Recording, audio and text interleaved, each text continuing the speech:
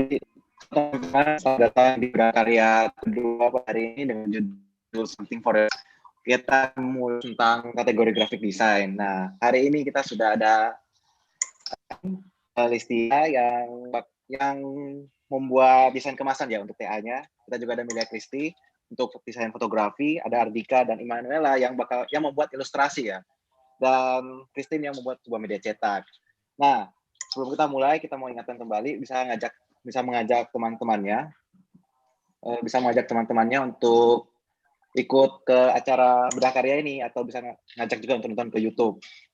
Nah, sebelum kita mulai Bedah Karya satu-satu, kita mau nanyain ke semua peserta nih. Nah, mungkin untuk semua peserta ini ada pertanyaan. Kita pengen tahu sih, apa arti karya kalian sih? Mungkin ada yang bisa jelasin kayak karya kalian ini, kalian pengen ngasih pesan apa sih untuk karya kalian? Mungkin dari Ellen mau jelasin tentang karyanya. Ellen. Ya, kalau dari aku, produk yang tak ambil itu kan sentra madu. Nah, yang pengen tak sampaikan itu, aku tuh pengen kayak ngajak orang-orang tuh supaya mau mengonsumsi madu gitu loh. Soalnya madu itu pemanis alami, tapi dia tuh kayak banyak banget manfaatnya. Nah, di sisi sentra madu ini tuh aku ingin buat kemasan inovatifnya itu sendiri. Kayak gitu.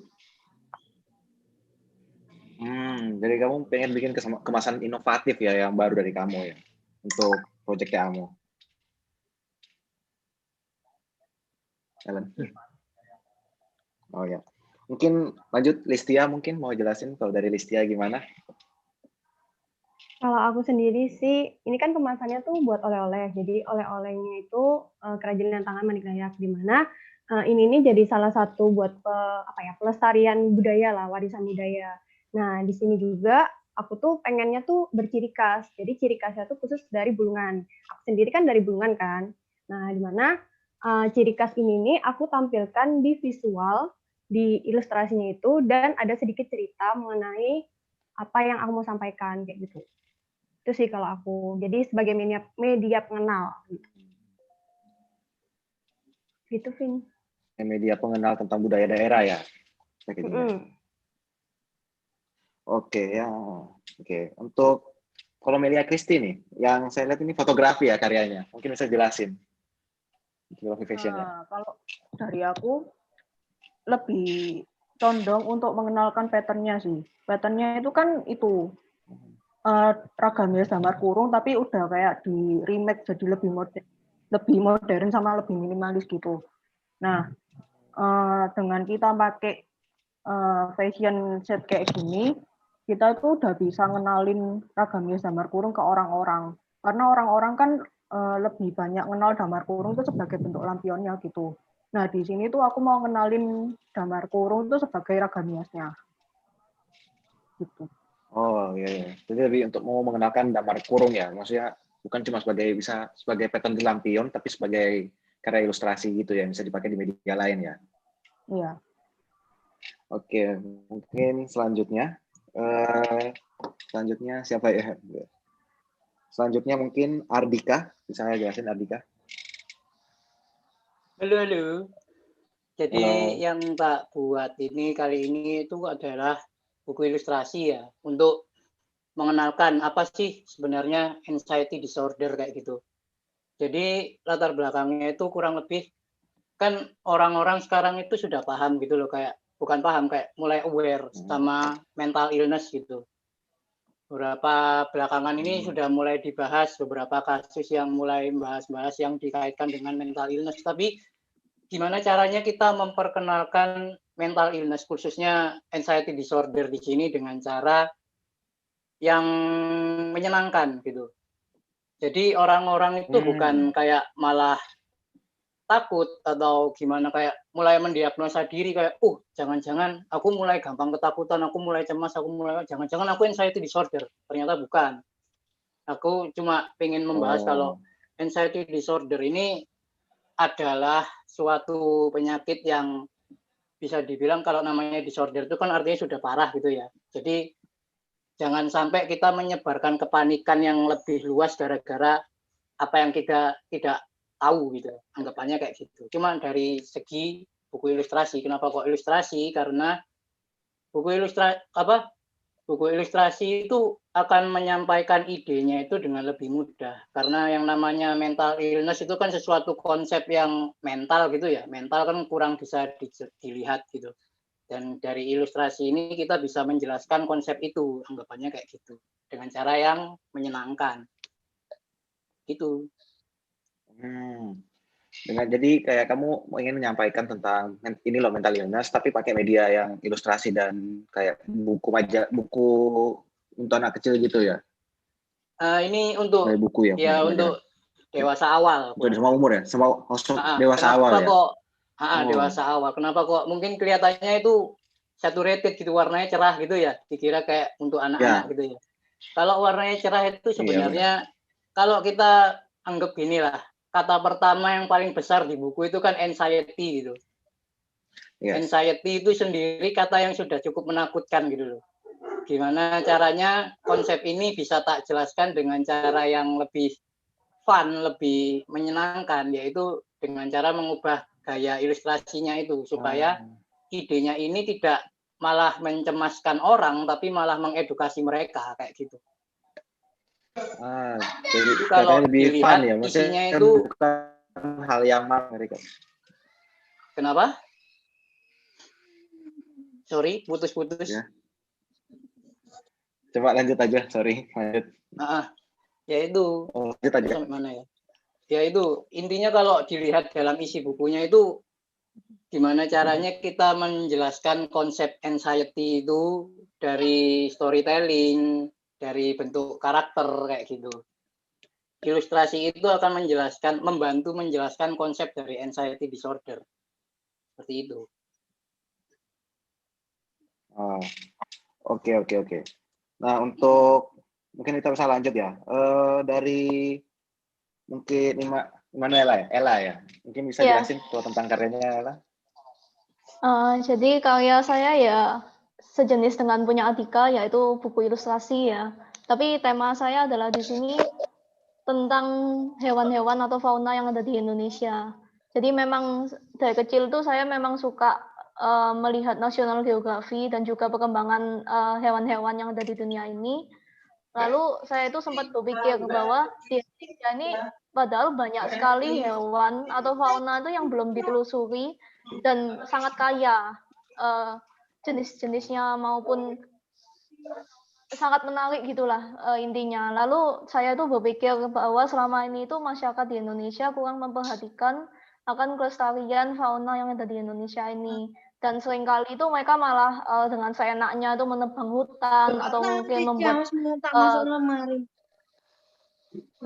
pemukiman baru yang dimana itu malah menghancurkan habitat dari hewan-hewan tersebut. Seperti contohnya ini, kalau yang di dalam buku saya sebagai contoh sampel itu pesut mahakam. Jadi pesut mahakam ini pada tahun ini itu disebut WWF hampir punah di Indonesia karena jumlah populasinya tinggal 60 ekor aja. Dan selama ini tuh orang-orang Kalimantan rata-rata memburu hewan tersebut untuk dijadikan makanan atau mungkin dijual karena harganya mahal. Dan pesut mahakam ini justru habitatnya sekarang berpindah ke daerah Cina. Jadi jangan sampai bahwa kekayaan fauna kita ini malah berkurang atau malah berpindah ke negara lain. Jadi itu membuat saya berpikir bagaimana caranya saya menyampaikan pesan ini, dan saya itu berpikir bagaimana sebagai seniman untuk menyampaikan pesan ini, yaitu melalui buku ilustrasi. Jadi buku ilustrasi ini itu saya mengimajinasikan bagaimana bentuk-bentuk hewan ini menjadi sebuah karakter fantasi yang digabungkan dengan pakaian-pakaian adat Indonesia. Nah, di sini itu kenapa saya memilih menjadikan karakter, karena dengan tren yang pada masa sekarang, yaitu tren dari segi game maupun animasi, di mana rata-rata animasinya itu didasarkan pada sesuatu.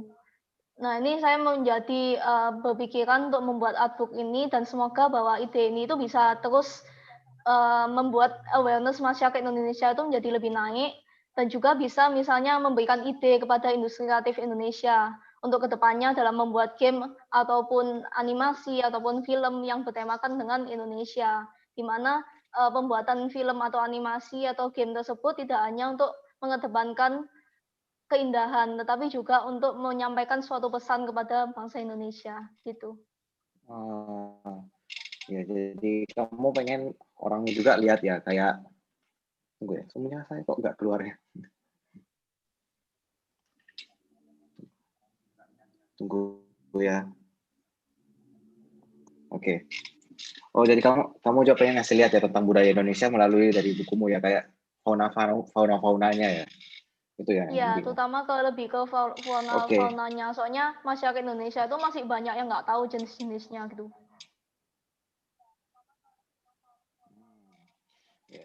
Oke, makasih Ella. Nah, mungkin selanjutnya Ya. kita tanya ke Christine. Mungkin apa pesan yang pengen disampaikan ya dari Christine? Ya, jadi yang saya buat itu Lost. Jadi Lost ini creative tools, bentuknya seperti permainan gitu. Jadi ada kartunya, terus ada bukunya, terus ada. Jadi ini kurang lebih prosesnya tuh seperti bermain, tapi bermain yang lebih serius. Jadi nggak cuman main buat fun aja. Cuman jadi di sini tuh aku ngangkatnya quarter life crisis. Kenapa kok quarter life crisis? Jadi setelah aku melihat quarter life crisis ini sebenarnya umum dialami oleh kita yang usianya 20-an. Bahkan termasuk saya pun mungkin saya mengalami quarter life crisis. Nah, quarter life crisis ini sebenarnya kondisi ketika seseorang itu bingung akan apa yang terbaik buat dirinya. Kan kalau misalnya saya sendiri ya, saya pengalamannya waktu kemarin kuliah, saya bingung nih mau kerjanya apa, terus mau nanti gimana ya. Nah, terus setelah saya nonton berbagai video, dan berbagai macam resource, saya tuh nemuin kalau misalnya yang bisa nentuin jawaban terbaik untuk kita sendiri itu ya kita, bukan orang lain gitu kan. Nah, terus kalau misalnya nih, kita udah kuliah, terus transisi ke kerjaan gitu kan, seringkali kita tuh udah kehilangan teman-teman buat ngobrol. Apalagi untuk obrolannya yang serius, biasanya cuma ngobrol, dan itu pun cuma kayak halo, atau obrolan ringan lainnya. Maka dari itu, di Creative Tools ini, seseorang yang main di sini itu didorong untuk menceritakan mengenai masalahnya, solusinya. Jadi misalnya nih, dia main ini, terus habis gitu dia dapat suatu kata-kata, misalnya di sini kan kartunya pemimpin tuh. Nah, terus di situ dia akan ngelihat berbagai referensi menggambar huruf. Kenapa kok menggambar huruf? Ya, jadi dari masalah seseorang ketika dia menggambar, itu sama kayak waktu anak kecil nggak bisa ngomong, tapi dia mau sesuatu, maka dia akan menggambarnya. Nah, sama kayak kita yang sebenarnya kita nggak tahu kan mau apa. Tapi dengan kita menggambar, kita jadi lebih jelas gitu. Kita ngertinya, oh ternyata tuh aku pengennya ke sini gitu. Dan dari situ nanti dia pelan-pelan dituntun di dalam game ini untuk menyusun rencana ke depannya. Menuangkan, tapi juga cari solusinya. Gitu sih. Ya. Jadi selain untuk bikin pertanyaan, maksudnya untuk bikin konversasinya lebih serius, untuk ngasih tahu juga ya lewat media gambar ya tentang apa yang mereka pengen ya capai gitu.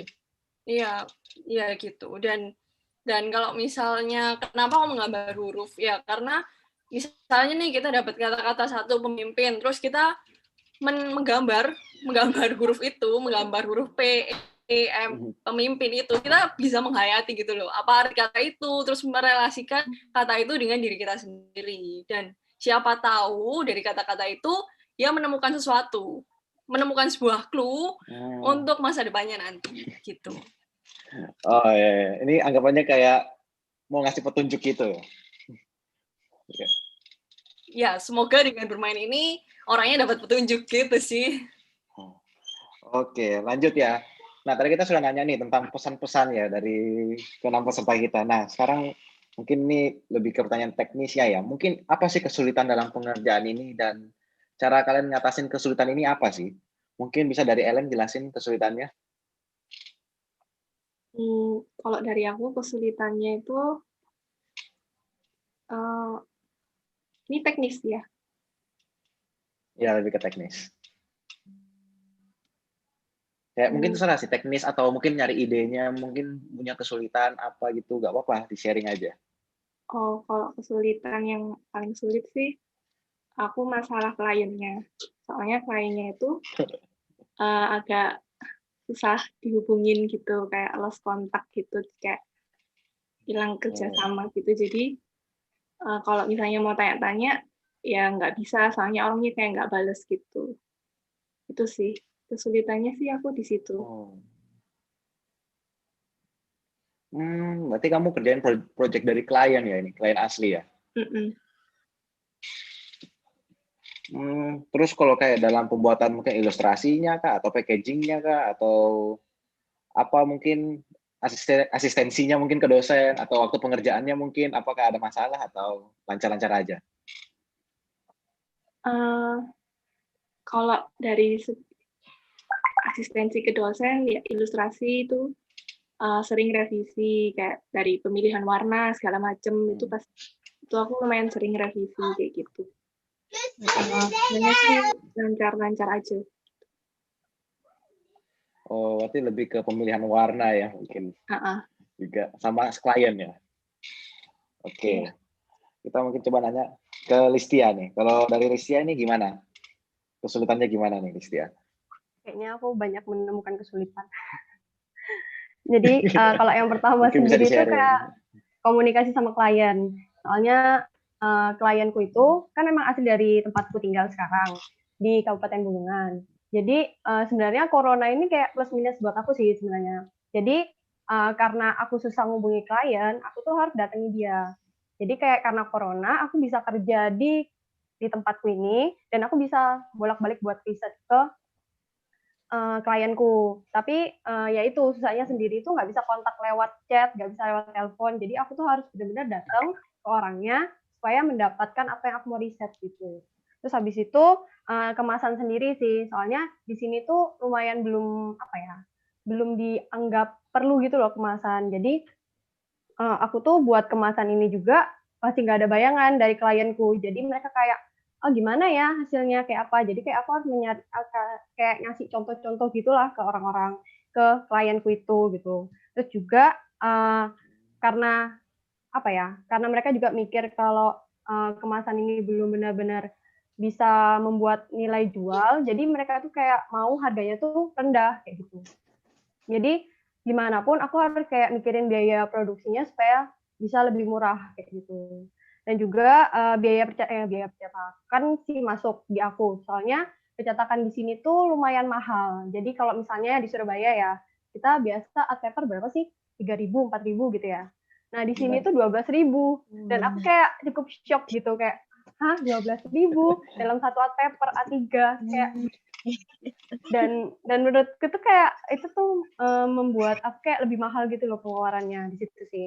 Terus juga bahan di sini tuh bahan yang dipakai buat cetak itu terbatas, cuman bisa art paper, art karton sama linen. Sisanya tuh kayak nggak ada. Jadi kayak aku harus menggunakan apa yang ada di sini dan memudahkan gitu untuk memudahkan. Terus juga kalau buat desain sendiri, karena produkku ini lumayan warnanya lumayan menonjol gitu, karena warna-warni, aku tuh kayak harus milih warna yang sesuai supaya produknya tuh nggak kalah stand out sama kemasannya gitu. Itu sih kalau dari aku.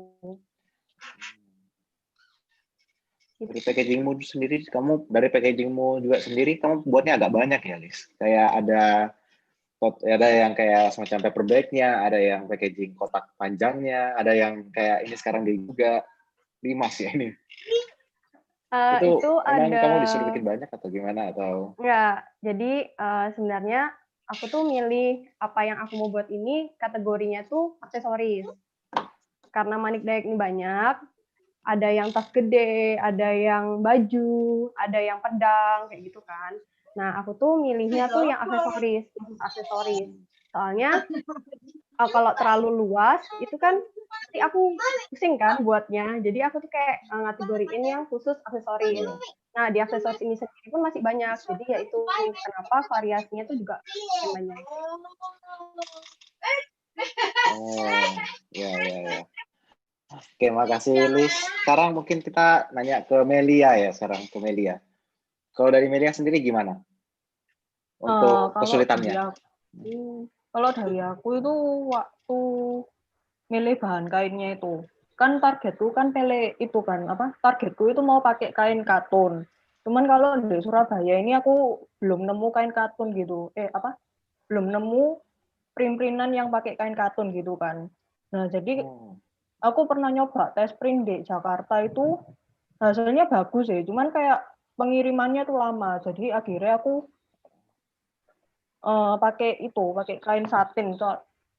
Pakai kain satin, soalnya di Surabaya itu yang paling mendekati kainnya itu cuma kain Surabaya. Kain yang bisa dipakai buat baju itu ya cuma kain satin gitu di Surabaya. Terus habis gitu kalau dari segi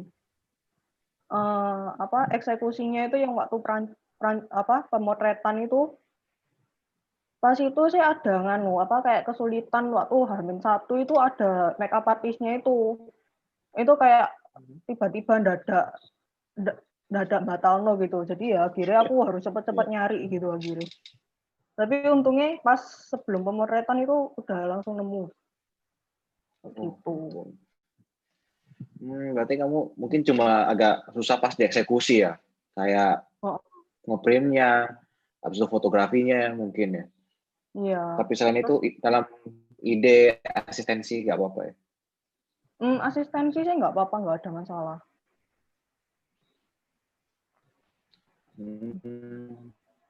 Berarti itu aja ya untuk kesulitannya ya, atau masih ada lagi? Harusnya sih udah tutup. Yang paling susah ya itu, 2 itu. Kain ya. Oke, untuk Melia, makasih ya Melia. Nah, untuk selanjutnya mungkin dari Ardika. Mungkin Ardika mau sharing tentang kesulitannya. Kayaknya kalau ilustrasi ini mulai kelihatan ya sulitnya. Ya, jadi begini. Kalau dari kesulitan itu anggapan ginilah, perumpamaannya begini. Karena adanya budget yang terbatas. Jadi dalam satu orang ini maksudnya saya harus bisa merangkap menjadi seorang ilustrator, seorang penulis naskah, seorang orang yang belajar tentang psikologi, seorang yang perlu macam-macam lah. Jadi kita itu dari awal sudah nyiapin, apalagi ini kan temanya ini psikologi ya. Untungnya kalau psikologi saya masih paham sedikit-sedikit gitu loh. Cuman tinggal nyari teori yang benar-benar relevan kayak gitu. Jadi mau nggak mau saya juga harus belajar psikologi. Untungnya tema yang saya angkat itu cuma anxiety disorder. Padahal sebenarnya malah rencananya itu disordernya itu yang mau saya angkat itu hampir semua disorder yang mau saya bawa. Langsung untungnya dosen pembimbing saya itu berbaik hati dan menyarankan, udah kamu milih salah satu aja, kamu mau lulus tahun ini apa tahun depan, dibilang kayak gitu. Pilih salah satu aja.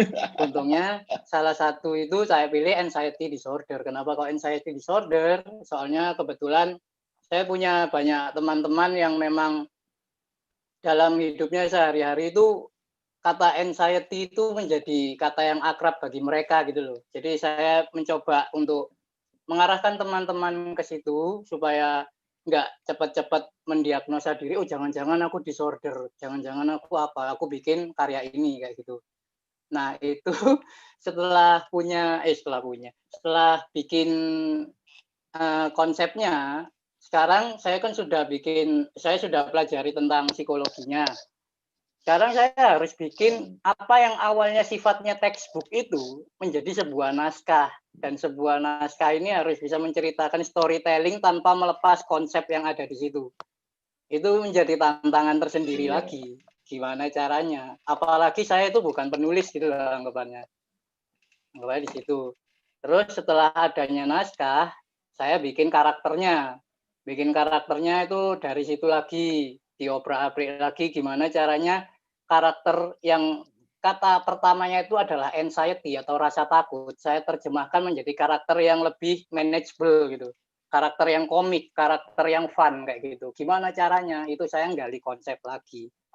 Intinya gini, kan mungkin hasil jadinya itu kan kita kebanyakan sebagai orang-orang yang awam, orang-orang yang targetnya kita melihat hasil akhirnya gitu kan. Oh sudah jadi bukunya bagus. Tapi sebenarnya di balik buku yang bergambar itu banyak sekali perjuangan yang perlu kita lakukan, banyak sekali pembelajaran, banyak sekali konsep, banyak sekali hal-hal baru yang perlu kita gali gitu. Itu benar-benar kayak benar-benar sebuah tantangan gitu sih.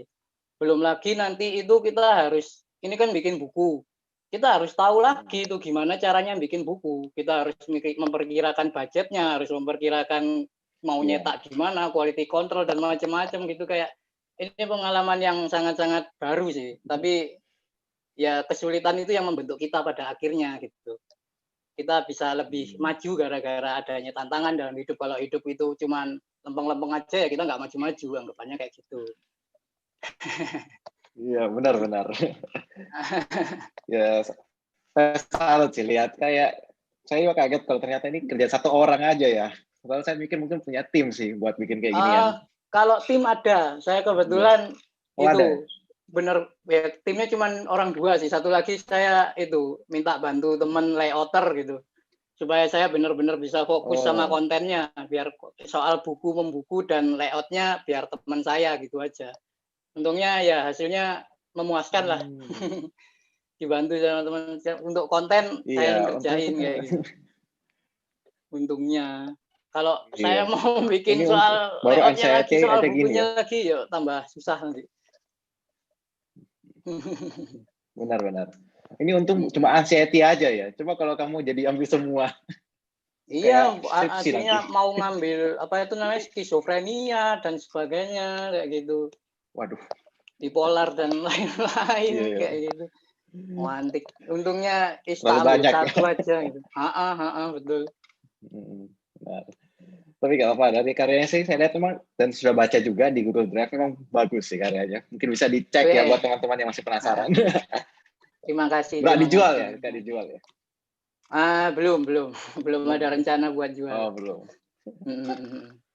Mungkin nanti kalau mau jual bisa share di Instagram, jadi nanti kita bisa bantu gitu.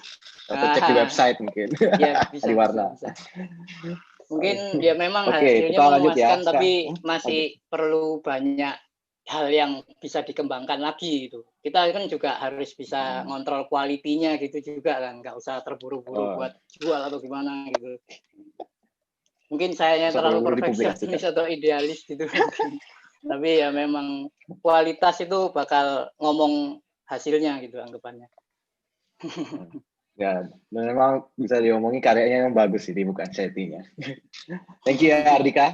Iya, terima kasih. Kita next untuk tanya ke Immanuela yang tidak kalah juga bagusnya, yang udah kayak teman-teman saya bilang kayak Dota atau Mobile Legends karakter ya. Mungkin bisa ceritakan kesulitannya gimana? Kesulitannya itu lebih ke arah manajemen waktu sama ya menjaga stamina buat gambar sih lebih tepatnya. Soalnya kan ya jadi memang aku kan banyak terinspirasi dari style-style League of Legends atau mungkin Mobile Legends gitulah, kan ada yang judulnya splash art gitu. Terus aku mau coba untuk buat yang sejenis splash art gitu dan ternyata memang membutuhkan waktu dan stamina yang nggak main-main gitu kan karena painting gitu.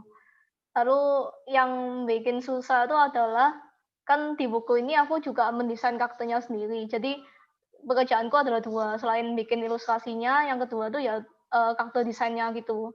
Jadi waktu dalam yang beberapa bulan terakhir itu memang jadi cepet ngebut bikin gambar-gambarnya itu ya sangat capek gitu. Terus apalagi juga kan sempat karena corona tuh jadi kayak cukup terhambat gitu asistensinya gitu, jadi makin panik. Waduh.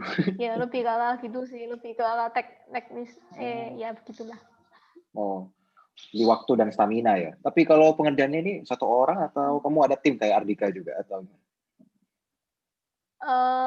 Hampir semua aku yang bikin, tapi sempat dulu karena hampir nggak nutut tuh, jadi minta bantu temen, ya temen kantor gitu. Waduh, tapi bisa diakui sih, buku yang karyamu ini gila keren sih ilustrasinya juga. Kayak kok tahun ini ilustrasinya kok bagus-bagus ya. Ya, mungkin kita masih bisa nanya banyak yang termotivasi masuk ilustrasi. Nah, kita langsung. Emang anak ilustrasi tahun ini keren-keren. Oke, kita bisa lanjut ya untuk pertanyaan selanjutnya untuk ke Christine, mungkin tentang karyanya, apa mungkin bisa dijelaskan kayak kesulitan-kesulitannya? Jadi sebenarnya aku lebih suka nyebutnya tantangan sih, bukan kesulitan. Karena kalau kesulitan pasti semua punya kesulitan lah ya. Cuma gimana kita ngerespon kesulitan itu. Nah menurutku ini tantangannya gimana caranya bikin sebuah sistem permainan yang nggak membosankan, karena di dalamnya itu serius, dan gimana caranya biar orang tuh dari yang clueless, beneran nggak ngerti soal masalahnya, sampai bisa menemukan, oh ternyata ini jalan yang terbaik buat aku. Di situ sih. Jadi sebenarnya yang dinamakan creative tools itu kan banyak. Ada brainstorming, terus ada analogi, terus ada bikin list pertanyaan misalnya. Nah, di sini aku harus bikin satu set yang isinya itu mengkombinasikan beberapa itu, supaya orangnya tuh bisa sampai ngerti masalahnya tuh gimana. Nah, kesulitannya di sini yaitu pertama aku cari tahu soal creative tools itu apa, karena sebelumnya aku nggak ngerti sama sekali soal creative tools ini. Aku tahunya cuma ada ya beberapa referensi lain yang bentuknya itu juga creative tools, dan ternyata aku baru tahu kalau misalnya creative tools ini sudah ada panduannya, sudah ada research-nya soal ini, dan bahkan soal quarter life crisis pun itu sudah ada cara mengatasinya kayak gitu kan. Nah, dari situ aku ngambil sedikit demi sedikit, terus mengombinasikan semuanya. Nah, terus masuk ke trial and error. Kan aku harus nyobain langsung nih, main sama orang. Tapi karena pandemi kayak gini, yang seharusnya permainan ini lebih nyaman kalau dimainkan secara langsung, aku jadinya lewat Zoom kayak gini. Nah, kalau misalnya main sambil dia gambar, kan aku lebih nyaman dari waktu ngeliat tuh, aku ngeliat ekspresinya, terus habis gitu aku ngeliat gimana dia bikin gambarnya itu, terus apakah dia gambarnya itu neken atau enggak, kan dari situ aku bisa mancing pertanyaan-pertanyaan buat gali masalahnya itu. Nah, jadi ini sebenarnya dia juga bisa menggali soal aku. Nah di situ kan dia nggak bisa ngeliat aku gambarnya gimana. Susahnya sih di situ. Berusaha lebih banyak untuk cari tahu kira-kira orang ini nih apa yang dihadapi gitu kan, buat cari-cari pertanyaan gitu. Karena walaupun di kartu-kartu ini sudah ada pertanyaannya, cuman untuk menggali masalahnya lebih dalam, lawan pemainnya tuh harus nanyain juga soal masalahnya kayak gitu kan. Memang perbincangan yang seharusnya kan kalau misalnya kita ngobrol sama teman kita lebih nyaman kalau misalnya obrolannya nyambung. Nah, misalnya kalau ngikutin cuman kartu ini aja kan jadinya nggak nyambung gitu kan. Nah, maka dari itu di situ sih sulitnya ketika trial and error, aku harus bikin sistemnya gimana. Berarti lebih masalah kayak komunikasi untuk ngetes permainan ini efektif atau enggak ya, itu masalahnya ya? Iya. Oh, masuk ya sarannya. Oke deh. Nah, untuk itu mungkin beberapa dari pertanyaan, dan kita sudah ngerti juga masalah kesulitan dari para peserta kita. Nah, sekarang kita akan masuk ke pertanyaan khusus yang kita akan bahas lebih dalam tentang karya-karya mereka nih. Nah, mungkin kita bakal bahas ke packaging dulu lah. Packagingnya keren-keren loh ini. Mungkin bisa nanya ke Ellen dulu. Nah, mungkin Ellen ini bisa ceritakan kok tiba-tiba bikin packaging 3-in-1 itu. Itu kepikiran dari mana sih bikin packaging 3-in-1? Dan mungkin bisa ceritakan kayak mulai dari risetnya sampai idenya, sampai kok bikin covernya sampai ada ilustrasinya gitu. Mungkin bisa diceritain ya, Ellen.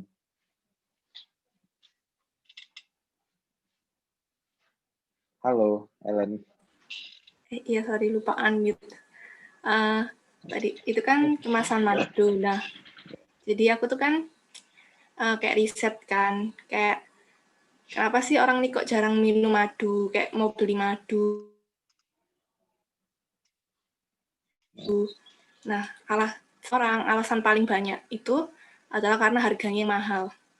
Nah, terus harga madu itu kalau aku riset di supermarket itu, kebanyakan tuh ukurannya tuh kayak besar-besar gitu, kayak sekitar 250 sampai 500 mili.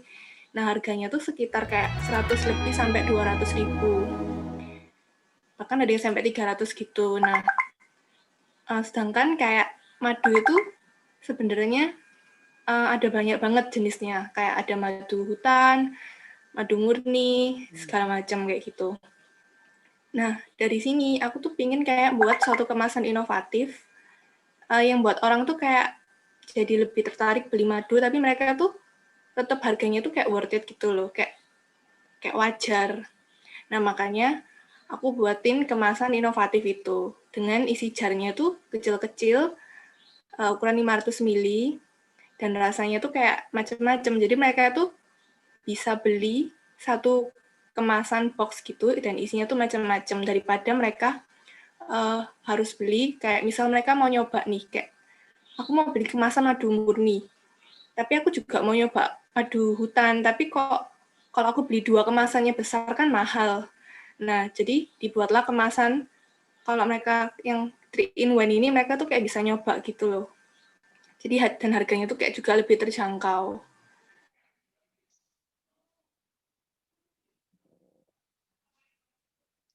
Ada kemasan yang kayak satu box dan isinya tuh kayak macam-macam dan kecil-kecil kayak gitu. Nah, aku tuh berharap kayak Sentra Madu ini kayak jadi lebih dikenal gitu loh, kayak dengan kemasan inovatifnya itu. Jadi kamu lihat masalah ya, kalau ternyata orang-orang itu kalau mau beli madu itu mahal, padahal kita tuh sebenarnya pengen nyoba ya madu-madu itu rasa-rasa lainnya gimana ya. Jadi kamu bikin kemasan yang bisa dapat 3 ya sekaligus. Wow, keren sih. Sama boleh nanya nggak, kayak Ellen nge-freeze ya ini? Halo Ellen? Halo, iya, aku Ellen? dengar kamu. Halo? Iya, Ya. halo. Sama ini mau nanya juga. Mungkin bisa ceritain dong.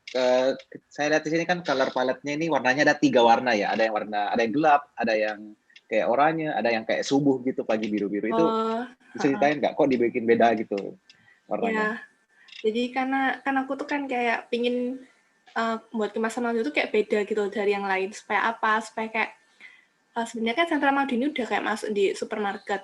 Nah, tapi dia tuh kayak apa ya kayak kurang dikenal gitu sama masyarakat. Nah, kalau aku lihat di supermarket tuh kayak kebanyakan kemasan madu itu kalau nggak warnanya tuh kuning, terus kayak cuma font aja sama foto madu itu sendiri. Nah, dari situ aku pengen buat yang berbeda. Makanya aku buat kemasan madu ini dengan ilustrasi yang seperti itu modelnya. Nah, kalau buat dari warnanya sendiri, itu aku pengen beda-bedain. Nah, jadi kayak yang pertama itu yang hutan itu kayak temanya tuh pagi hari gitu. Nah, terus tuh kayak dari ide gambarnya itu aku kayak ngambil dari gambar aslinya. Kayak jadi madu hutan tuh kan diambilnya kayak liar. Nah, aku tuh pengen jelasin gambarnya itu kayak seolah-olah itu tuh gambarnya tuh kayak dari pohon, terus ada kayak gambar sarang madunya gitu. Terus kalau yang kedua itu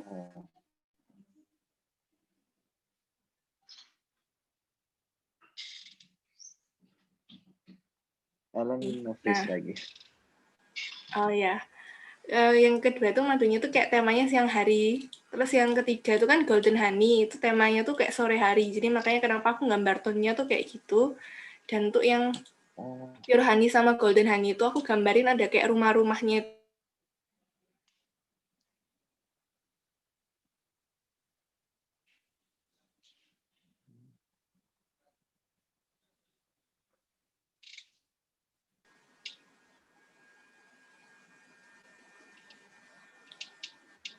Udah, Vin. Udah, tadi nge-freeze soalnya. Oh. Yang bagian terakhir aku nggak dengar sih. Tapi ya, aku terakhir dengar yang kamu ngomong tentang rumah-rumahnya ya, yang golden honey ya. Kamu buatin ada gambar rumah-rumahnya. Itu buat apa lagi kok ada ilustrasi rumah-rumahnya? Saya nggak dengar tadi. Oh, jadi buat yang pure honey sama golden honey itu kan ada gambar rumahnya. Itu menandakan kayak itu tuh madunya tuh diambilnya dari cara diternak. Kayak gitu kan kalau diternak kan mereka ada kayak rumah-rumah lebahnya. Nah, tapi kalau forest honey nih rumah lebah. Ya. Dari lebah tapi madunya tuh diambilnya secara liar. Jadi diambil dari pohon langsung gitu. Asli, jadi kayak pingin menandakan aja gitu. Biar kesannya tuh kayak lebih dapat gitu, kayak natural gitu.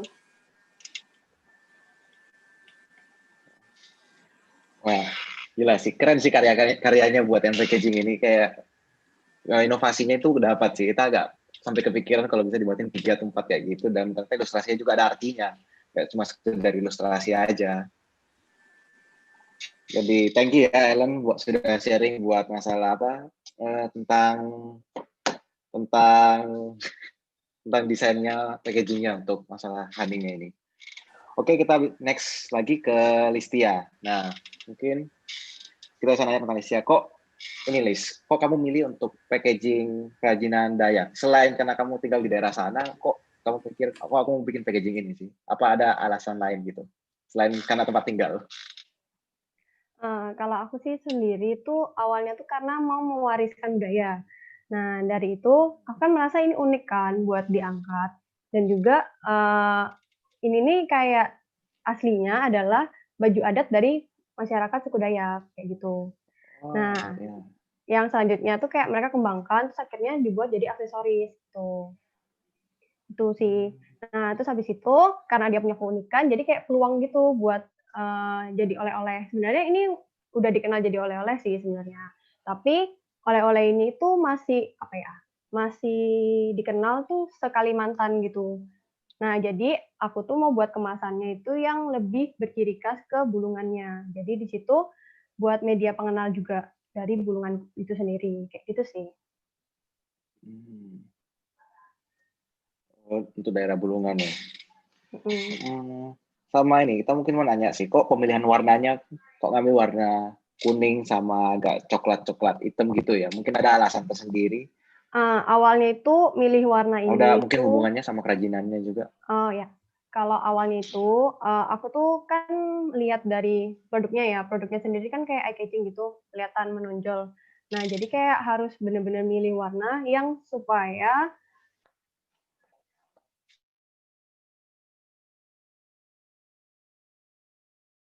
sendiri sih apa ya, jadi sebagai ikon di Bulungan. Jadi kalau dari Dayak sendiri lebih dominan warna hitam, terus kalau buat yang bulungannya itu lebih dominan warna kuning gitu. Kuning. Dan putihnya tuh sebagai Oh, penetralnya sih. Oh, iya iya. Jadi ini juga untuk nunjukin, maksudnya warnanya juga itu untuk bantu nunjukin produknya ya. Oke oke, Liz. Thank you ya udah sharing tentang karyanya yang kerajinan ini. Tadi sudah dipuji loh di chat, ada yang ngomong suka sama karyanya. Thank you. Oke deh, kita next lagi. Kita next masuk ke ilustrasi. Nah, ini untuk Ardika. Nah, mungkin untuk Ardika bisa ceritakan sedikit tentang kan ada berapa karakter kan yang dibuat di buku Anxiety itu. Mungkin bisa ceritakan sih secara singkat aja kayak hubungan karakter-karakter itu sama Anxiety itu sendiri gimana sih? Jadi begini, anxiety disorder itu kan dibagi lagi menjadi 5 tipe, ya kan? Dibagi lagi menjadi 5 tipe, yaitu ada yang pertama itu generalized anxiety disorder atau dibilang anxiety disorder yang menyeluruh, yang umum. Terus yang kedua itu phobic disorder atau kita biasanya kenalnya sama fobia. Terus yang ketiga itu panic disorder. Yang keempat itu OCD, obsessive compulsive disorder. OCD, ya. Biasanya kan itu ada kan yang angkat itu teman kita. Cuci tangan, terus apa bersih-bersih kayak gitu. Terus yang kelima yang terakhir itu adalah PTSD. Atau PTSD, post traumatic stress disorder namanya. Kayak begitu, itu yang biasanya pernah mengalami situasi atau peristiwa yang traumatik sampai bisa mengganggu kehidupannya, anggapannya kayak gitu. Nah, karakter ini yang di dalam buku Meeting the Anxiety ini itu akan mewakili kelima tipe-tipe itu masing-masing. Yang pertama itu kalau dilihat ada yang bawa gitar itu. Yang bawa gitar itu namanya Christopher. Christopher ini mewakili generalized anxiety disorder. Dia itu dilambangkan atau digambarkan sebagai karakter yang sukanya jahil gitu. Dia itu senengannya nyanyi-nyanyi tapi nyanyinya itu yang buruk-buruk. Anggapan itu kalau di real life-nya itu orang yang memiliki gejala yang generalized anxiety disorder ini biasanya mereka itu cenderung lebih peka. Tapi cenderung lebih peka karena apa? Cenderung lebih peka terhadap hal-hal yang negatif sehingga mereka itu memasukkan hal-hal yang negatif itu terus mengacaukan isi kepalanya mereka sampai mereka itu ketakutan. Biasanya itu sampai timbul gejala kayak keringetan, keringet dingin, gemeter, dan lain-lain kayak gitu. Sifatnya itu masih umum. Jadi masih belum menyeluruh gejalanya. Masih menyeluruh, masih belum spesifik kayak gitu. Nah, si Christopher ini dia itu ceritanya dia itu menyanyikan lagu-lagu atau istilahnya dia itu ngusilin orang pakai lagu-lagu yang dia buat. Misalnya kayak berhubungan sama ketidakpastian, berhubungan sama waktu. Kalau waktu itu biasanya tentang masa lalu mereka, tentang kegagalan yang ada di masa lalu, atau kepastian yang ada di masa depan, yang dibilang sama Christine itu kayak belum pasti aku mau kemana ke depannya, kayak gitu-gitu.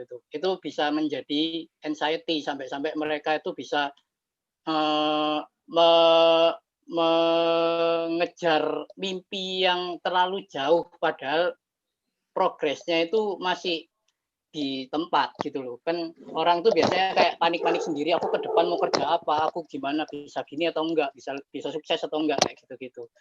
Terus yang kedua itu tentang fobia. Fobia kan pasti udah tahu semua kan ya.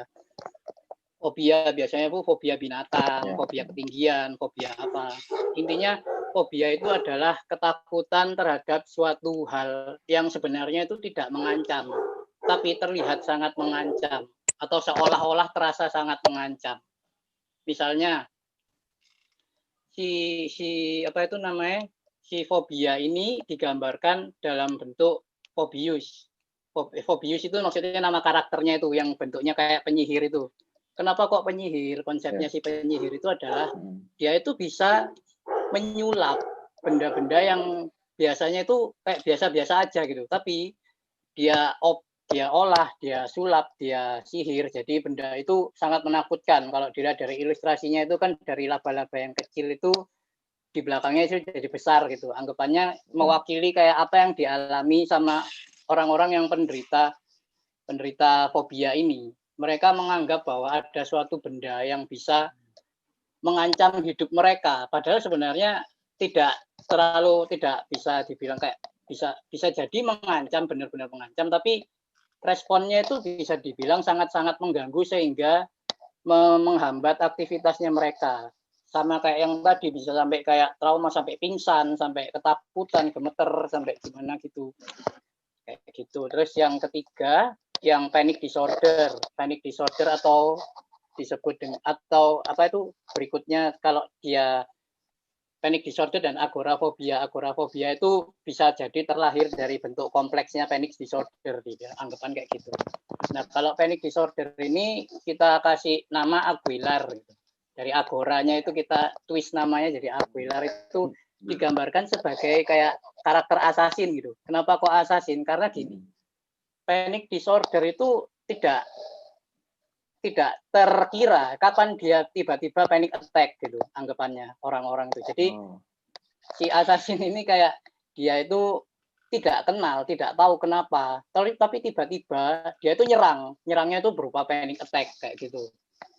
Intinya panic disorder. Nah, panic attack yang terjadi di misalnya kayak di kerumunan orang kayak gitu ya. Di kerumunan orang itu bisa menyebabkan orang itu menjadi takut sama kerumunan. Akhirnya kayak mereka itu kalau misalnya, ya kita anggap aja gini lah, tiba-tiba ada orang teriak-teriak ketakutan di kerumunan tanpa sebab yang pasti gitu. Kan pasti kita kaget gitu kan ya. Kita kaget terus kita ngeliatin kenapa itu orang, anggapan kayak gitu. Nah, respon yang diberikan sama masyarakat itu bakal terekam sama orang yang memiliki panic attack itu, sehingga mereka cenderung kayak kapok, aku nggak mau keluar rumah lagi. Aku takut kalau misalnya keluar rumah lagi dan ketemu kerumunan, aku bisa jadi kayak gitu lagi. Anggapannya kayak gitu.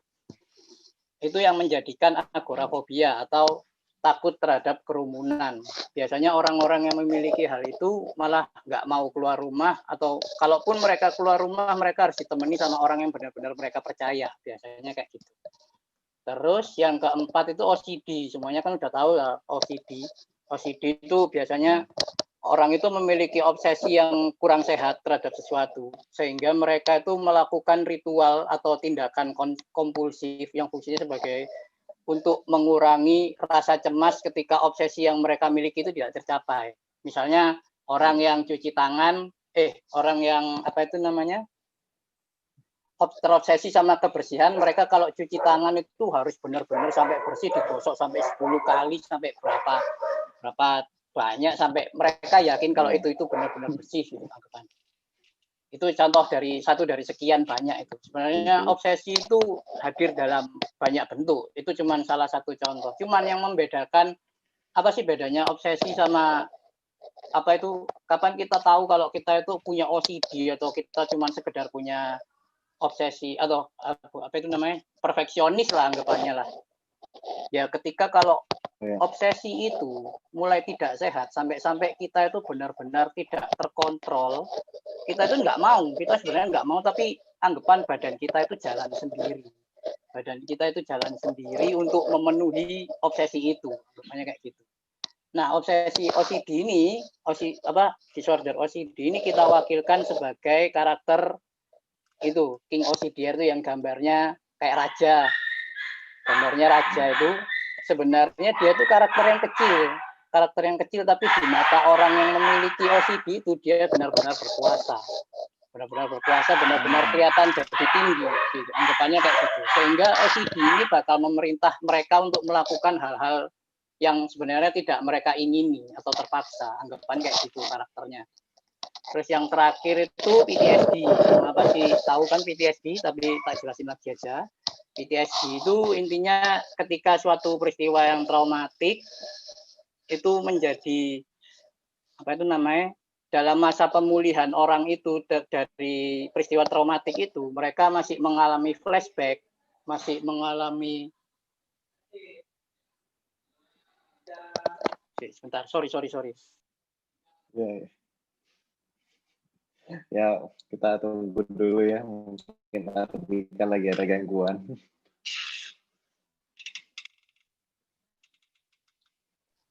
Halo, sorry. Ya. Jadi tadi sampai mana ya? PTSD itu akan mengganggu orang itu dalam proses pemulihannya mereka, anggapan. Nanti. Sorry. Jadi begitu. Oke, nah, jadi si PTSD itu kita wakilkan dalam wujud karakter ini, si trauma ini, Traugott Martin namanya. Itu dari twist kata trauma kita pecah jadi Traugott Martin itu. Artinya, jadi artinya apa itu namanya, karakternya itu dia itu adalah seorang sejarawan. Dia itu mencatat semua kejadian-kejadian, khususnya kalau di konteks ini adalah kejadian yang traumatis gitu. Jadi dia itu mencatat dan merekam, dan dia dengan senang hati akan memaparkan itu lagi kepada mereka-mereka yang terganggu memiliki gangguan PTSD itu. Anggapannya kayak gitu karakternya. Terus karakter yang terakhir yaitu ego manusia sendiri. Ego manusia ini kalau kita lihat di dalam bukunya ada karakter putih-putih itu yang di kepalanya ada bunga itu. Itu merupakan perwakilan dari egonya manusia sendiri. Anggapan kalau di dalam buku itu dia menjadi perwakilan kitanya, perwakilan pembacanya atau perwakilan orang yang menderita gangguan itu dalam wujud karakter itu. Kayak gitu. Intinya begitu. Jadi kayak apa namanya, terlalu banyak informasi sih. Tapi intinya ini kayak apa, 5 disorder ini kamu bentuk dalam bentuk sebuah karakter yang memang kayak kompleks dan kamu sederhanakan ya jadi seorang karakter kayak gini. Betul. Tujuannya karena memang ini kan kita tujuannya awalnya itu untuk meningkatkan pengetahuan mereka, meningkatkan wawasan mereka gitu. Tapi dalam wujud yang lebih simpel, sehingga mereka ketika mulai tahu garis besarnya, diharapkan mereka itu lebih mencari tahu lagi dari, kan kebetulan TA ini di angkatan ini kan banyak banget yang angkat apa itu namanya gangguan mental gitu ya. Mungkin bisa jadi kayak orang yang membaca buku ini, mereka lebih tertarik dan lebih spesifik untuk membaca yang lainnya, Soalnya kalau melihat isi dari buku sumbernya inilah anggapannya, sumber dari buku sosiologinya ini sendiri itu sudah sangat intimidatif. Itu buku kayak ngalah-ngalahin tebelnya Alkitab anggapannya. Dan gede dan berat anggapannya kayak gitu. Jadi kita simpelkan menjadi bentuk yang lebih menyenangkan untuk dilihat. dikemas dalam bentuk Seperti storytelling, buku cerita. sehingga konsepnya itu juga tercapai kayak gitu. Iya, ya benar. Dan thank you juga ya Ardika sudah sharing. Kayak benar sih, ini bukunya keren banget sih. Masih Iya, gak terima bisa mikir kasih. kok karakter-karakternya kayak gini. Nah, mungkin kita selanjut Iya. lagi ke Ella ya. Mungkin Ella bisa bisa ceritakan dikit tentang apa sih arti dari Bawana yang ini ya, Oh, Art iya. Profession Bawana. Mungkin bisa jelaskan artinya sih, apa itu Bawana? Jadi Bawana itu adalah judul dari artbook itu aku ambil dari pepatah Jawa, yaitu memayung hayuning bawana. Nah, pepatah Jawa itu artinya adalah keindahan alam semesta. Di mana kalau misalnya kita telusuri arti dari pepatah tersebut adalah bagaimana kita manusia untuk menjaga keseimbangan antara kehidupan manusia dan juga alam, karena antara alam dan manusia ini itu tidak bisa terpisahkan gitu. Jadi makanya menurut saya pepatah ini sangat bagus artinya, dan ini merupakan salah satu bagaimana orang-orang kejawen, yaitu semacam kayak panutan dari orang-orang kejawen gitu. Jadi saya mengambil arti kata bawana itu di mana untuk menyampaikan pesan apa yang ada dalam buku ini gitu. Nah, ini pertanyaan yang mungkin kayak bakal yang dari pribadi sendiri, kayak berapa lama sih Ya. risetnya buat bikin karakter-karakternya sampai kayak kostum-kostumnya? Itu mungkin saya ceritain secara singkat aja, kayak lama risetnya dan apa aja yang bakal dipikirin waktu riset gitu sampai dapat kostumnya, fauna-faunanya. Jadi waktu itu aku sempat sebelum TA ini kan pergi ke kebun binatang sekalian survei gitulah sama keluarga di Batu Skitsu waktu itu. Terus ya sempat waktu itu sekalian lihat-lihat jenis-jenis hewannya, dan aku memang kan kadang suka baca di National Geography atau pengetahuan-pengetahuan World Wildlife gitu. Jadi mungkin udah cukup tahu beberapa informasi. Jadi dari sekian informasi itu aku pilih yang menurutku paling mewakili satu Indonesia. Jadi kalau dilihat kan di situ ada 12 karakter kalau dalam buku itu. 12 karakter ini tuh diambil dari beberapa fauna Indonesia yang menurutku tuh kriterianya yang pertama dia ini sangat khas Indonesia. Dan yang kedua tuh mungkin dia memang butuh perhatian khusus karena populasinya sudah cukup kritis. Dan yang ketiga ini memang aku pilih fauna yang populasinya kritis dan juga masih banyak orang yang belum tahu. Jadi memang aku pilih dari Sumatera sampai Papua itu secara merata. Awalnya sih memang maunya lebih dari 12 gitu, tapi memang waktunya tidak memungkinkan. Jadi ya aku pilih lagi lah dari beberapa hewan yang udah aku survei. Lalu untuk pembuatan bajunya sih, kan kalau hewan itu biasanya ada habitat-habitatnya. Nah itu aku sempat berpikir bagaimana kalau membuat karakternya ini itu tidak 100% hanya fantasi gitu. Jadi selain dia menonjolkan ciri-ciri khas dari faunanya ini, aku juga ingin menunjukkan kebudayaan Indonesia ini yang sangat beragam gitu. Jadi waktu itu aku juga survei dari baju-bajunya, kira-kira baju adat dari misalnya yang macan Sumatera itu aku cari dia kan habitatnya di daerah mana saja. Terus aku cari pakaian adatnya, senjatanya.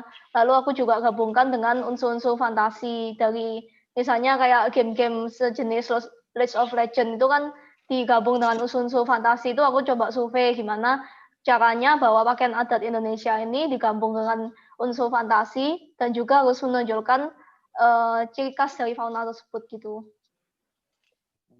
Benar. Kalau durasinya kayak risetnya yang kayak keseluruhan riset itu berapa lama sih? Kita coba aja berapa lama? Berapa lamanya itu kira-kira ya gimana ya? Memang ngikutin dari Petranya sih. Jadi waktu bab 1 sampai berarti selama waktu Petra. Iya, selama waktu Petra gitu. Tapi memang sebelumnya aku udah baca-baca sedikit dari sebelum TA gitu, udah baca-baca gitu. Kalau waktu pastinya itu aku iya. Ya, tapi ya, saya jadi juga kayak mungkin memang cari project yang udah pingin dibuat gitu, cuma keterima gitulah di proposal TA-nya gitu. Ya, dan akhirnya keterima ya, dan jadinya kayak gini. Iya. Ya, bagus sekali. Oke, terima kasih ya Ella.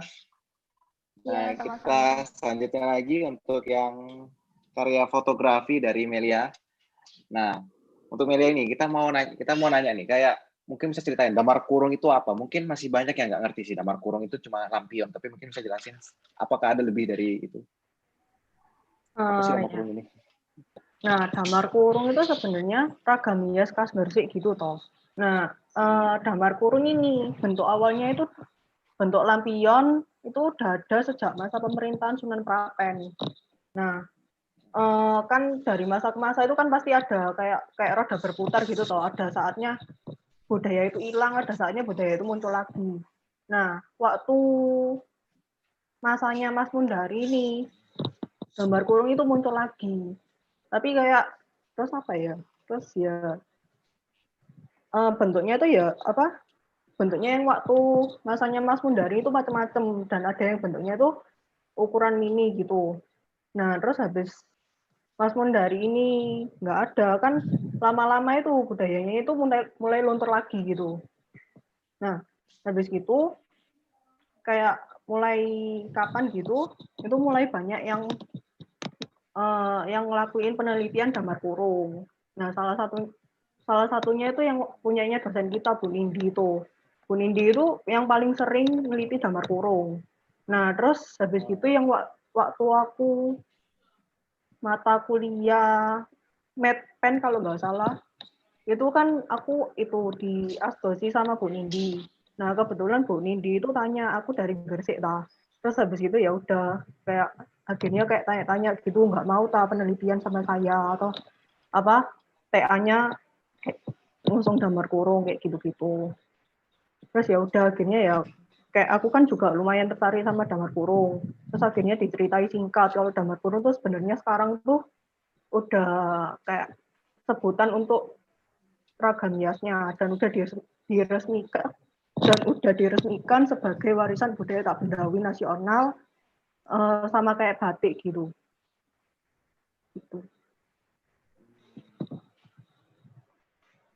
Ya. Dan ini kita juga pertanyaan lagi. Aku cuma tanya, untuk bajunya sendiri tuh kamu bikin sendiri kah bajunya? Kayak benar-benar renal atau kamu beli baju jadi yang kamu suruh ngasih ke kayak percetakan buat dicetakin atau kamu bikin sendiri lagi dari nol desainnya? Kalau bajunya ini aku desainnya tuh desain sendiri, terus kayak patternnya kan juga bikin sendiri gitu. Soalnya patternnya itu gaya gambarnya lebih beda gitu. Maksudnya kayak lebih ngikuti gaya gambar yang sekarang gitu, lebih minimalis. Nah, terus habis itu kainnya ngeprint sendiri. Maksudnya ya nyetak di orang lain gitu. Oh, jadi benar-benar ya kayak bajunya semua itu kamu yang desain ya? Jadi iya. Jadi anggapannya kamu nggak cuma foto, kamu juga desain fashion juga ya? Dan ilustrasi juga tapi ya? Yang foto itu bukan aku sih, jadi aku minta tolong temanku gitu buat foto. Oh, collab ya, collab. Ya, buat foto juga berarti. Oh iya. Oke, thank you ya Melia, karyanya bagus sekali juga ini. Lanjut lagi yang terakhir, Christine.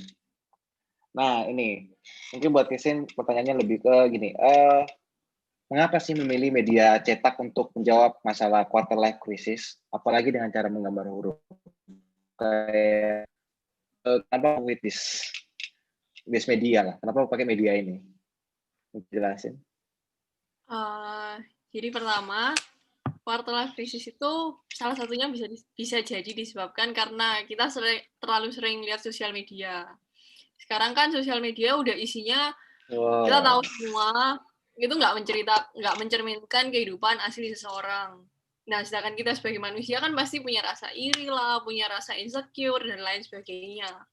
Nah, ketika kita ngelihat sosial media itu, pastilah ada perasaan aku kok nggak sukses dia ya, dan bisa jadi itu yang memicu kita mempertanyakan masa depan kita. Sebenarnya aku layak nggak sih jadi aku yang 10 tahun lagi atau gimana kayak gitu kan. Nah, maka dari itu alasan pertama kenapa ini medianya digital. Medianya media cetak. Terus yang kedua, menggambar huruf itu secara personal, saya sendiri merasa kalau dengan menggambar huruf itu bisa jadi lebih tenang. Karena dan setelah saya cari, kalau kita gambar di atas kertas dan gambar di atas sesuatu yang digital, misalnya kayak iPad kah, atau handphone kah, atau yang lainnya, itu feelingnya udah beda gitu. Nggak cuman gambar sih, nulis pun kan pasti juga gitu. Jadi kayak anak-anak SD, terus habis gitu, bahkan universitas yang di luar negeri pun itu mendorong anak-anaknya, mahasiswanya untuk menulis atau melakukan sesuatu tuh secara manual, secara analog gitu, bukan digital. Karena sekarang udah terlalu sering digital. Nah, dari situ makanya ya udahlah, daripada digital kita udah terlalu sering lihat layar, juga masalahnya bisa jadi datangnya dari digital, kenapa kok ini alatnya nggak dibuat media cetak aja gitu.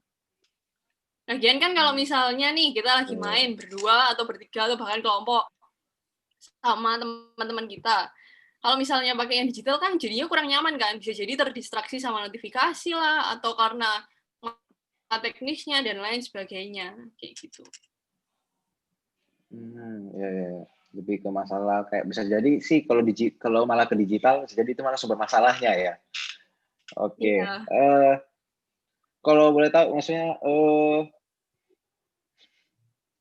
dalam pembuatan media ini, kamu kan sudah tadi ngomongnya kamu udah nyoba kan dengan orang-orang. Nah, boleh tahu nggak kayak hasilnya dalam pencobaan itu gimana? Maksudnya dalam tes trialnya dan errornya itu gimana? Akhirnya kamu tahu nggak? Atau kamu masih kayak belum tahu pasti kayak apakah ini efektif apa enggak? Jadi trial and error itu aku kan cobain ke beberapa orang nih. Mungkin nggak sampai sih 10 orang permainannya ini. Dan dalam trial error itu aku ada yang jangka waktu 3 bulan, ada yang waktu itu nggak sampai 3 bulan udah harus dikumpulin, dipresentasiin gitu kan. Nah, dari yang beberapa orang yang aku cobain dalam jangka waktu 3 bulan nih, kan aku nyobainnya kayak sekitar bulan Maret atau April gitu kan. Nah, terus aku follow up ketika sehari setelah main dia gimana, terus seminggu setelah main dia gimana, terus 1 bulan, terus yang terakhir 3 bulan. Karena waktu main ini di tahap akhir kan dia bakalan bikin rencana.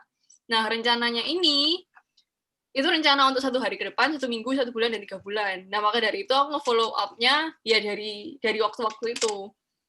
Dan kalau yang dari aku follow up sih, mereka bilangnya ini berhasil, efektif. Entah karena itu faktor lah, karena dia bermain ini. Cuman kalau dari nge-follow up, dari kalau ini kita punya target, terus habis gitu kita cerita ke teman kita, misalnya aku mau melakukan ini loh dalam jangka waktu 3 bulan. Terus misalnya ada teman yang nge-follow up kita, ada teman yang tahu gitu loh.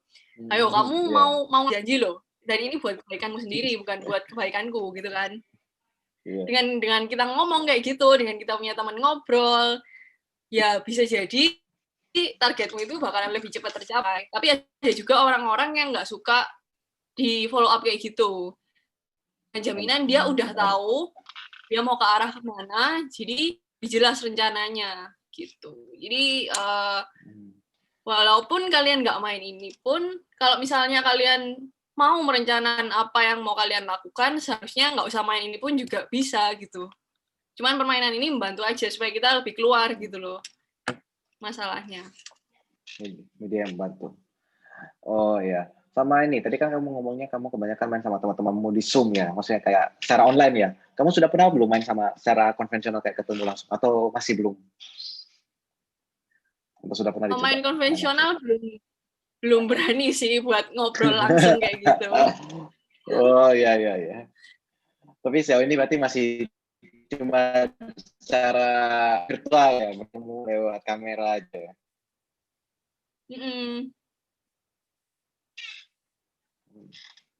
Oke deh. Nah, karena dilihat juga jamnya sudah 6:30, ternyata kita lebih 25 menit. Nah, mungkin acara Berkarya pada hari ini sudah sampai sini aja, tapi mungkin buat teman-teman yang masih punya pertanyaan atau masih ingin karya-karya teman-teman kita yang di sini, mungkin bisa cek di website Adiwarna. Dan saya juga mau terima kasih tadi kepada Christine sudah menjelaskan tentang karyanya, untuk Listia sama Ellen juga sudah menjelaskan karyanya. untuk ilustrasi dari Ella dan Ardika juga sudah jelaskan tentang karya ilustrasi mereka yang sangat luar biasa. Dan terima kasih buat Melia Kristi, terima kasih buat teman-teman yang sudah menyempatkan waktu buat hadir untuk Bedah Karya hari ini. Dan ini saya mau ingatkan lagi, acara-acara di Warna ini masih banyak, jadi besok masih ada workshop kedua dengan Quatrodia yang bahas tentang animasi. Buat teman-teman yang tidak ikutan workshopnya, belum daftar, bisa cek di YouTube karena besok workshop mereka bakal disiarkan di YouTube. Nah, dan untuk teman-teman besok juga ada Bedah Karya ketiga dengan acara Bedah Karya dengan Brandcom dengan judul Show Don't Tell. Dan jangan lupa hari Minggu nanti bakal ada talk show ketiga buat teman-teman, termasuk peserta di sini nih yang kayak tadi Christine ngomong, quarter life crisis, kita belum tahu mau kemana ke depannya. Talk show ketiga nanti bakal mengundang alumni buat menceritain kepada kita. Jadi kita dapat dua sisi, ada yang kerja di agensi dan bakal ada satu yang kerja di sebuah kerja nih. Sendiri yang harus dipersiapkan, kalau kerja di agensi sih apa yang harus dipersiapkan. Jadi mungkin buat teman-teman yang hari ini terserta atau yang nonton juga masih penasaran bisa ikut langsung nih. Dan jangan lewatkan awarding Adi Warna hari Minggu jam 6 di YouTube bakal disiarkan, jadi jangan lupa nonton ya. Nah, mungkin sekian saja buat hari ini. Mungkin habis ini kita bakal foto. Mungkin teman-teman yang nonton hari ini bisa aktifkan kamera jadi kita bisa berfoto bersama ya. Mungkin untuk fotonya bisa dipandu sama operator ya.